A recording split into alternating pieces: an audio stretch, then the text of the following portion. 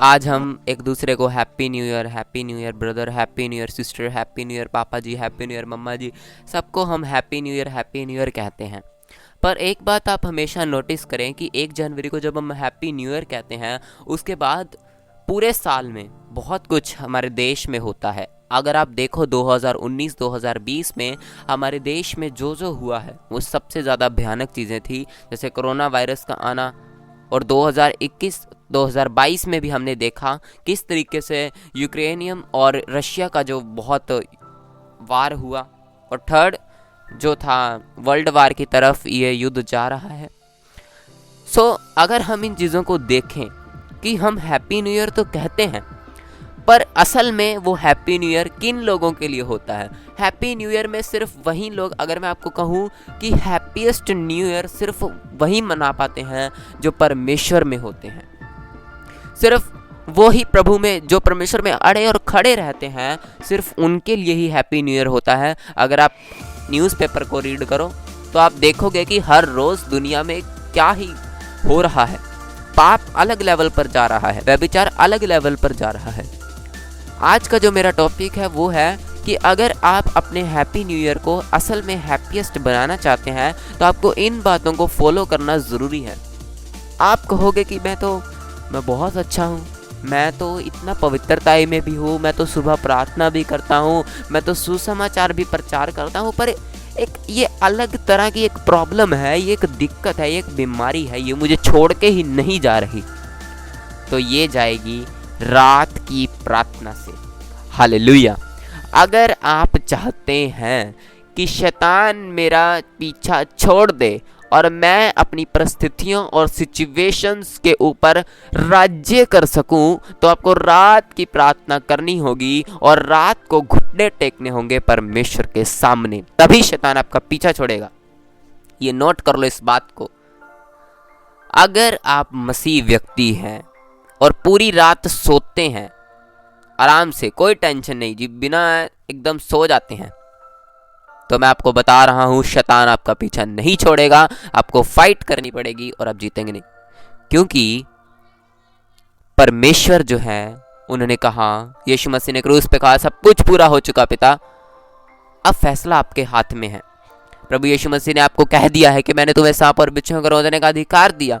अब अधिकार को यूज करना आपका काम है, परमेश्वर का नहीं। बाइबल दे दी गई है आपको, पढ़ना आपका काम है, परमेश्वर का नहीं। रोटी बन चुकी है, उसे खाना आपका काम है, बनाने वाले का नहीं।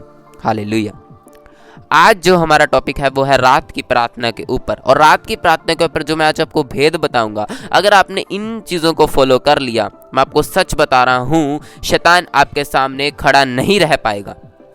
सबसे पहले मैं आपको बताता हूं, जब यीशु मसीह इस धरती पर थे और उन्होंने प्रीच किया, और उसके बाद जब वो मारे गए, गाड़े गए और तीसरे दिन मुर्दों में से जी उठे, तो बाइबल में हमें बताती है कि यीशु मसीह ने चेले चुने, और उन चेलों के द्वारा ही प्रचार जो है, सुसमाचार है, वो अलग लेवल पर पहुंचता गया। मतलब लोग चंगे होते गए, हील होते गए, और सुसमाचार बहुत तेजी के साथ बढ़ता गया। अब आप क्या सोच रहे हो कि शैतान चुपचाप बैठा होगा कि परमेश्वर अपना काम कर रहा है और शैतान चुप करके सिर्फ देख रहा है? नो, शैतान ने अपना काम करना शुरू किया, और शैतान है जो विरोधियों को खड़ा करता गया। नए नियम में विरोधियों को उसने खड़ा किया और मसीह विरोध बढ़ता गया। पतरस जो चेले थे उनके टाइम में विरोध बढ़ता गया, और जो विरोध था वो लोगों के बीच में से ही दुष्ट आत्माएं कर रही थी। और क्या हुआ, उन्हीं विरोध में जो उनका मुखिया था वो था पौलुस, जो था जिसने स्तिफनुस को, जब स्तिफनुस को मारा जा रहा था पत्थरों से, तब उन्हीं के बीच में पौलुस भी शामिल था। पौलुस जो था वो एक बहुत बड़ा मसीह विरोधी माना जाता है। और क्या हुआ, जब पौलुस जब मसीहों के पीछे पड़ा हुआ था हाथ धोकर, उसने जब वो दमिश्क के राह पर जा रहा था तो परमेश्वर ने उसे रोका। परमेश्वर उसके सामने आ गए और एकदम से उसने देखा, तो परमेश्वर ने उसे एकदम बताया कि हे पतरस, हे पौलुस जो है, तू मुझे क्यों तंग करता है, तू मेरे लोगों को क्यों सताता है? वो कहता, परमेश्वर आप कौन हो? वो प्रभु यीशु मसीह ने कहा कि मैं हूँ, यीशु मसीह हूँ, जिसे तू तंग करता है, तू मेरे लोगों को तंग करता है, इसका मतलब तू मुझे तंग करता है, तू मेरी आँख की पुतली को तंग करता है। और जब पौलुस ने प्रभु यीशु मसीह को स्वीकार कर लिया अपना उद्धार करता, तो उसने फैसला किया मसीह विरोधता को छोड़ने का और उसने सुसमाचार प्रीच किया शुरू। अब जो असली स्टोरी है अभी से स्टार्ट होगी, इसे थोड़ा ध्यान से सुनिएगा। अब क्या हुआ कि पौलुस जो था वो प्रीच करता था और उसके साथ सिलास भी था। पौलुस और सिलास दोनों अलग अलग जगहों पर जाके प्रीच करते थे, उनमें पतरस भी शामिल था, बहुत सारे चेले शामिल थे। पर मैं आपको पौलुस और सिलास के बारे में इसलिए बता रहा हूँ क्योंकि रात का जो टॉपिक है वो इन्हीं के ऊपर स्टार्ट होगा। पौलुस और सिलास जो थे वो भेदों को जानने वाले थे। पौलुस आम व्यक्ति नहीं था, पौलुस भेदों को जानता था कि किस तरीके से मुझे अपनी परिस्थितियों और सिचुएशन से बाहर निकला है। पौलुस और सिलास दोनों जब एक नगर में देश में प्रीच कर रहे थे तो क्या हुआ, वहां पर एक दुष्ट आत्मा थी, वहां पर एक औरत थी, एक दासी थी जिसके अंदर एक दुष्ट आत्मा थी। बाइबल कहते हैं उसके अंदर भावी कहने वाली आत्मा थी और वो क्या करती थी, यानी वो भविष्य बताती थी लोगों का और लोग उसे पैसे देते थे क्योंकि भविष्य पता चलता था। लोग खुश होते थे कि हमारा ये भविष्य है, तो वो उन्हें पैसे दे देते थे। और क्या होता था, वो जो दुष्ट आत्मा थी वो पैसे कमाकर अपने मालिकों को दे देती थी। इससे उन मालिकों का भी घर चल रहा था, दुष्ट आत्मा उन्हें पैसे कमाकर दे रही थी, लोग खुश थे, दुष्ट आत्मा खुश थी, काम कर रही थी दुष्ट आत्मा अपना। जब क्या हुआ, जब पौलुस और सिलास वहां से जा रहे थे तो दुष्ट आत्मा, बाइबल कहती है, चिल्लाकर बोली, ये मनुष्य परम प्रधान परमेश्वर के दास हैं जो हमें उद्धार के मारे की कथा सुनाते हैं। जब वो ये बातें बोलती गई, बहुत दिन तक ये बातें वो रेगुलर बोलती गई, यीशु जब भी पौलुस और सिलास वहां से जाते वो बोलती गई। एक दिन क्या हुआ, पौलुस उसको एकदम झड़क कर बोला, ए दुष्ट आत्मा। तब जब वो उसको बोला तो बाइबल कहती है वो निकल गई दुष्ट आत्मा उसमें से। पौलुस जो था वो बोला कि मैं तुझे यीशु मसीह के नाम से आज्ञा देता हूँ कि तू उसमें से निकल आ, और बाइबल कहती है वो उसी घड़ी निकल गई। जब दुष्ट आत्मा निकली तो उसने विरोध लोगों में से तो करना ही है, वो डायरेक्ट तो विरोध नहीं कर सकती क्योंकि आत्मा को काम करने के लिए शरीर की जरूरत है और शरीर जो है वो उससे अलग हो गया, इसलिए उसने लोगों में से काम करना शुरू कर दिया। भविष्यवाणियां उधर बंद हो गई, दुष्ट आत्मा का काम बंद हो गया। और क्या हुआ, बाइबल कहती है कि उन्होंने, दुष्ट आत्मा ने विरोध करना शुरू कर दिया लोगों में से। और लोगों ने क्या किया, हम इसको पढ़ेंगे। प्रेरितों के कार्य अध्याय 16 उसकी 23 आयत में लिखा कि बहुत वेंत लगवाकर उन्होंने उन्हें बंदी गृह में डाल दिया और दारोगा को आज्ञा दी कि उन्हें चौकसी से रखे। उसने ऐसी आज्ञा पाकर उन्हें भीतर की कोठरी में रखा और उनके पांव काठ में ठोक दिए। बाइबल कहती है कि जब विरोध हुआ, उनके कपड़े फाड़कर उन्हें बहुत बुरी तरीके से मार कर उन्हें बेंतें मारी गई, यानी समझ लो कोड़े मारे गए उन्हें, और उनकी चमड़ी छील दी एकदम। और जो दारोगा था, जो जेलर था, जो पुलिस ऑफिसर था, उसने क्या किया, उनको चौकसी से रखा। चौकसी से मतलब ध्यान से उन्हें संभाल के, जैसे आज एक क्रिमिनल को रखा जाता है कि हाँ भाई बहुत बड़ा क्रिमिनल है, इसे थोड़ा ध्यान से रखना, उसने उसी तरीके से जेलर ने जेल के अंदर उन दोनों को रख दिया। और बाइबल कहती है कि उसने ऐसी आज्ञा पाकर उन्हें भीतर की कोठरी में रखा, कोठरी में रख दिया, और उनके पाँव को, जैसे यीशु मसीह के पाँव को लकड़ी में, जैसे हम देखते हैं क्रॉस जो होता है उसकी लकड़ी जो काट होती है उसके अंदर यीशु मसीह के जैसे पाँव ठोक दिए, उसी तरीके से पौलुस और सिलास के भी पाँव ठोक दिए।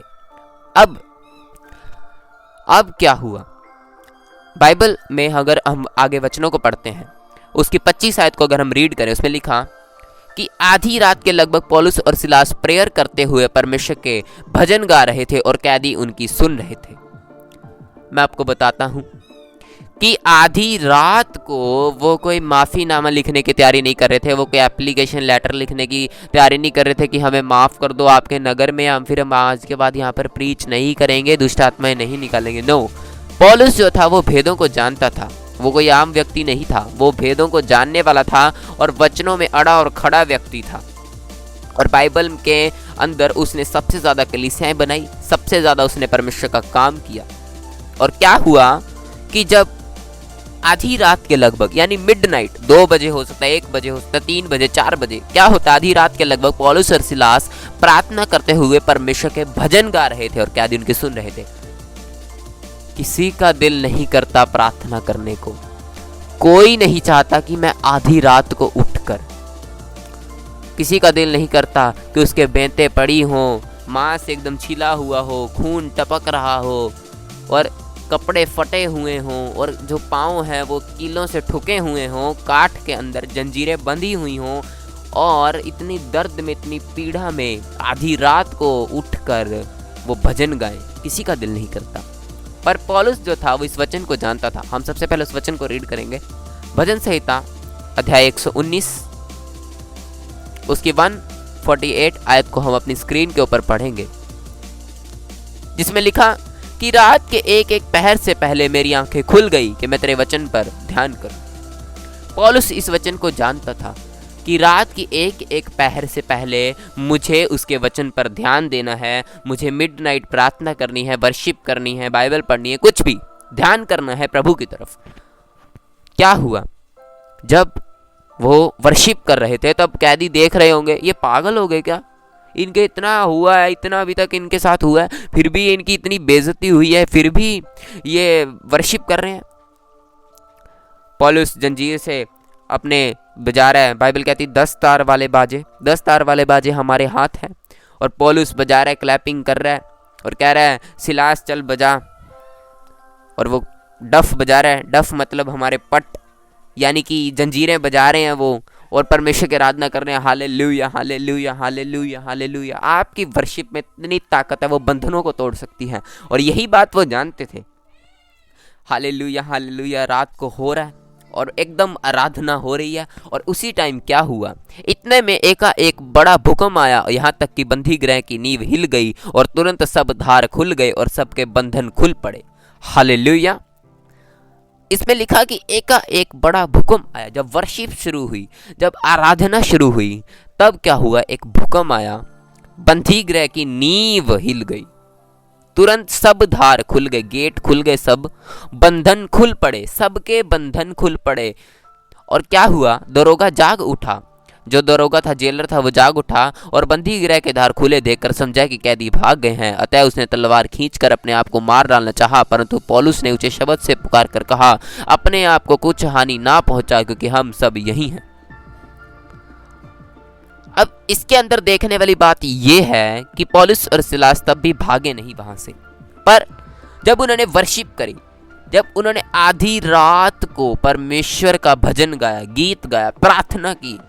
आपकी मिडनाइट प्रार्थना में इतनी ताकत है कि वो बंधनों को तोड़ सकती है। आप कहोगे कि मेरा पति नशे करता है, आप कहोगे मेरा भाई नशे करता है, मैं क्या करूं क्या करूं। अगर आप सारी उम्र ऐसे ही उदास रहोगे, अब पछताते ही रह जाओगे, आपके हाथ में कुछ नहीं लगेगा, लाइफ वहीं की वहीं पड़ी रहेगी। जब तक आप घुटनों पे आने का फैसला नहीं करते, लाइफ आपको ज़्यादा मौके नहीं देती। जब तक आप घुटनों पे नहीं आएंगे, आपके बंधन नहीं खुलेंगे, नहीं टूटेंगे, श्राप नहीं टूटेंगे। बाइबल कहती है अभिषेक के कारण तेरी गर्दन पर से हर जुआ उठा लिया जाएगा और ब्रेक कर दिया जाएगा। अगर आप चाहते हैं कि मेरा जुआ ब्रेक किया जाए, अगर आप चाहते हैं कि मेरा बंधन टूटे, रात की प्रार्थना में बढ़ना जरूरी है। 2023 में अगर आप रात की प्रार्थना में बढ़ेंगे, 24-25 जब तक यीशु मसीह आएंगे तब तक अगर आप रात की प्रार्थना में मजबूती के साथ होंगे, मैं सच बता रहा हूं, आपके सामने शैतान खुद को नहीं खड़ा कर पाएगा। बाइबल कहती तुम तेरे सामने कोई ठहर न सकेगा। इसका इब्रानी भाषा में मतलब है कि आपके सामने अपने आप को कोई पेश नहीं कर पाएगा, आपको अपने आप को कोई बड़ा नहीं बता पाएगा आपके सामने। जब आप रात की प्रार्थना में होंगे, शैतान आपका जो रास्ता है छोड़कर भागेगा। वो हारा हुआ है, अगर उसे हारा हुआ देखना चाहते हो अपनी लाइफ में, रात की प्रार्थना आज से ही शुरू करें। रात की प्रार्थना अगर आप करेंगे, अगर आप सैक्रिफाइस करेंगे अपनी नींद को परमेश्वर के लिए, परमेश्वर आपके बड़े और बड़े रास्तों को खोल देगा। आप कहोगे मैंने तो कभी सोचा ही नहीं था इसके बारे में, कभी भी नहीं सोचा था, पर परमेश्वर ने मेरे लिए इतने बड़े कामों को कर दिया। रात की प्रार्थना की आपको ज़रूरत है। अगर रात आप परमेश्वर को देंगे, मैं ये नहीं कहता पूरी रात बैठें, अच्छी बात है कि आप पूरी रात बैठेंगे, पर मैं आपको कह रहा हूँ 1 घंटा बैठ सकते हैं, 2 घंटे, 3 घंटे, अगर आप एक पास्टर हैं तो 4 घंटे, पर रात की प्रार्थना में बैठना ज़रूरी है। सुबह तो आप करते हैं प्रार्थना 2 घंटे 3 घंटे जितने भी आप करते हैं, पर रात की प्रार्थना करनी ज़रूरी है। और जिस दिन आपने अपनी रात परमेश्वर को दे दी, मेरी बात ध्यान से सुनिएगा, 11 से 12 बजे तक, 10 से 11, 12 आप मूवीज़ देख सकते हो। हाँ, 10 से 11, 12 आप फेसबुक चला सकते हो, व्हाट्सएप, इंस्टाग्राम, यूट्यूब सब कुछ देख सकते हो, प्रार्थना नहीं कर सकते। आप अपने मोबाइल में गलत मूवीज़ देख सकते हो पर प्रेयर नहीं कर सकते, चैटिंग कर सकते हो पर प्रार्थना नहीं कर सकते। मेरे मसीह में बहन भाइयों, मैं आपकी कमियां बताने के लिए आपको ये नहीं कह रहा, पर मैं आपको सचेत कर रहा हूं, क्योंकि बाइबल कहती अंत का समय निकट है और जिस किसी मनुष्य ने मन ना फिराया वो नाश होगा। अगर आप विश्वास करते हैं यीशु मसीह पर, आज आप विश्वास करते हैं उसके लहू पर कि उसका लहू मेरे पापों के निमित्त बहाया गया, आप उद्धार पा चुके, आप डिलीवरेंस पा चुके। फैसला आपके हाथ में है कि रात मुझे प्रभु को देनी है या फिर मुझे भी वैसे ही नॉर्मल लाइफस्टाइल को जीना है। आप अन्य जातियों के जैसे नहीं हो, आप बुलाए गए हो परमेश्वर की पवित्र बुलाहट में, तो पवित्र बुलाहट के अनुसार चलें। अगर आप कहो कि मेरे से रात को नहीं उठा जाता, मुझे ज़्यादा नींद आती है, अरे ये भी कौन सी नींद हुई? क्या आप परमेश्वर को अपना 1 घंटा भी नहीं दे सकते? क्या एक कुछ ही टाइम भी आप परमेश्वर को नहीं दे सकते? अगर आप चाहते हैं कि मेरी लाइफ, आप चाहते हो कि मुझे प्रभु ये दे दे, मुझे घर दे दे, मेरी शादी हो जाए, ये हो जाए, ये हो जाए, मेरा वीज़ा लग जाए, ये हो जाए, पर आप रात को परमेश्वर के सामने नहीं जाना चाहते। प्रभु यीशु मसीह ने कहा तुम मुझे दशमांशों और भेंटों में ठगते हो। इसका मतलब कि आप प्रार्थना ना करके, बड़ी बड़ी इच्छाएं मांग कर और प्रार्थनाएं ना करके परमेश्वर को ठगते हैं। फैसला आपके हाथ में है कि अपनी फैमिली को आप स्वर्ग ले जाना चाहते हैं। आप चाहते हैं कि मैं अकेला ही परमेश्वर में हूँ, मैं चाहता हूँ मेरी फैमिली भी जाने प्रभु के बारे में। मैं चाहता हूँ कि जब अगर आप एक पास्टर हैं, आप सोचते हैं कि मैं भी चाहता हूँ कि मेरी मिनिस्ट्री भी ब्लेस हो, तो आपको रात की प्रार्थना में आना ज़रूरी है। घुटने टेको परमेश्वर के सामने, देखो कैसे परमेश्वर आपके बंधनों और श्रापों को तोड़ेगा। चर्च, आज ही फैसला करें, आज ही प्रभु में बढ़ें, क्योंकि मैं आपकी सिर्फ गलतियाँ बताने नहीं आया या फिर YouTube से सिर्फ पैसे ही कमाने नहीं आया हूँ, मैं आपको सच्चाई बताने आया हूँ। आपको बताने आया हूँ कि यीशु मसीह आपसे प्यार करते हैं और वो नहीं चाहते आप दुष्ट आत्माओं और श्रापों में रहें। इसलिए रात की प्रार्थना आज से ही करनी शुरू कर दीजिए, क्योंकि जब आप रात को घुटने टेकेंगे, आप अपनी लाइफ में बड़े बड़ी चीज़ों को हासिल कर सकेंगे और आप देखेंगे कि आपके श्राप, आपकी प्रॉब्लम्स, जो आपके पजल्स जो पहले सॉल्व नहीं हो रहे थे, वो मिनट्स में सॉल्व होंगे। एक मैथ के अंदर अगर हम देखें, अगर हमें सम का फॉर्मूला पता है, हम उसको सॉल्व कर देंगे। उसी तरीके से अगर आपको फॉर्मूला पता चल गया दुष्ट आत्माओं से कैसे जीतना है और अपनी लाइफ में बेस्ट रिजल्ट कैसे लेना है, आपको रात की प्रार्थना करनी ज़रूरी है। मैंने आपको रात की प्रार्थना में सिर्फ पौलुस और सिलास के बारे में बताया। बाइबल भरी पड़ी है, जितने बाइबल में लोग हैं सक्सेसफुल, वो रात की प्रार्थना का भेद जानते थे। यीशु मसीह ने जब 12 चेलों को चुनना था, रात की प्रार्थना की। अगर आप रात को सो जाओगे, शैतान आपका पीछा नहीं छोड़ेगा। सीधी सी बात है, रात परमेश्वर को दीजिए, क्योंकि रात सिर्फ सोने के लिए नहीं है। एक बॉडी जानती है कि हमें अपनी पार्ट्स को रिपेयर करना है और जब आप सुबह उठते हैं आप एक फ्रेश फील करते हैं, पर एक मसीह विश्वासी नहीं जानता कि मुझे रात परमेश्वर को देनी है। मैं आपको फुल नाइट बैठने को नहीं कह रहा, मैं आपको 1 घंटा, 2 घंटा, 3 घंटा, जितना आप बैठ सकते हैं प्रभु में, 1 घंटे से आज शुरू कीजिए और फैसला कीजिए कि परमेश्वर, मैं तुझ में, तेरी आत्मा में बढ़ूंगा और रात खुदाबंद तुझे दूंगा। हालेलुया। रात की एक एक पहर से पहले मेरी आंखें खुल गई। अपनी आंखों को बंद करें और बोलें, रात के एक एक पहर से पहले मेरी आंखें खुल गई कि तेरे वचन पर ध्यान करूं। हालेलुया, ध्यान करूं। आज ही फैसला करें और यीशु मसीह को अपना उद्धारकर्ता स्वीकार करें और सबको यीशु मसीह के बारे में बताएं और प्रीच करें और रात की प्रार्थना घुटने टेकें और प्रभु यीशु मसीह को स्वीकार करें और श्राप और बंधनों और कर्ज से आज़ाद हों। रात की प्रार्थना करेंगे, आपके कर्ज, आप कहोगे ये मुसीबत तो बहुत छोटी सी है, इसे तो मैं आराम से कर दूंगा, इसे आराम से प्रभु यीशु मसीह ख़त्म कर देंगे। यीशु मसीह की पावर को अगर आप अपनी लाइफ में एक्टिवेट होता हुआ देखना चाहते हैं, रात की प्रार्थना शुरू कर दें। मैं आपको वो प्रार्थना करने को नहीं कह रहा कि रोटी है जी, इस पे मैं प्रार्थना कर लेता हूँ, रात को रोटी खानी है, हालेलुया परमेश्वर इस रोटी पे दया करना, इस रोटी को तेरे पवित्र लहू से ढकता हूँ। नो, वो मैं नहीं कह रहा। जो मैं प्रार्थना आपको कह रहा हूँ वो बहुत सामर्थी प्रार्थना है। और जिस दिन आप एक वचन को लेकर रात को बैठ जाएंगे कि परमेश्वर तेरे वचन में लिखा तो अंत के दिनों में अपना आत्मा सब मनुष्यों पर उठेलेगा, तो प्रभु मैं आज रात खुदाबंद तुझे समर्पित करता हूँ, अपने आप को समर्पित करता हूँ तेरे सामने, घुटने टेकता हूँ, सिर झुकाता हूँ, नम्र करता हूँ अपने आप को, तो प्रभु अपना आत्मा मुझे दे। ऐसा हो नहीं सकता कि आप वचन के द्वारा प्रार्थना करें और परमेश्वर आपको अपना पवित्र आत्मा ना दे। जब आप बैठेंगे अपने घुटने टेक के, मन साफ करके, और जब आप रात को प्रार्थना करने बैठे टीवी देखकर या फिर ज़्यादा टीवी देखकर, मोबाइल देखकर ज़्यादा मत बैठे प्रार्थना करने, क्योंकि आपके माइंड में वही चीज़ें घूमती रहेंगी। जब आप प्रार्थना करने बैठें उससे पहले आप थोड़ी सी बाइबल पढ़कर 3-4 चैप्टर्स या कुछ ने भी बाइबल पढ़कर फिर प्रार्थना करने बैठें और वचन के अनुसार प्रार्थना करनी सीखें। मैं आपको बताऊंगा कि वचन के अनुसार की गई प्रार्थना जल्दी रिजल्ट कैसे लेकर आती है। तो आपको समझ में आ गया होगा। आप सबको हैप्पी न्यू ईयर।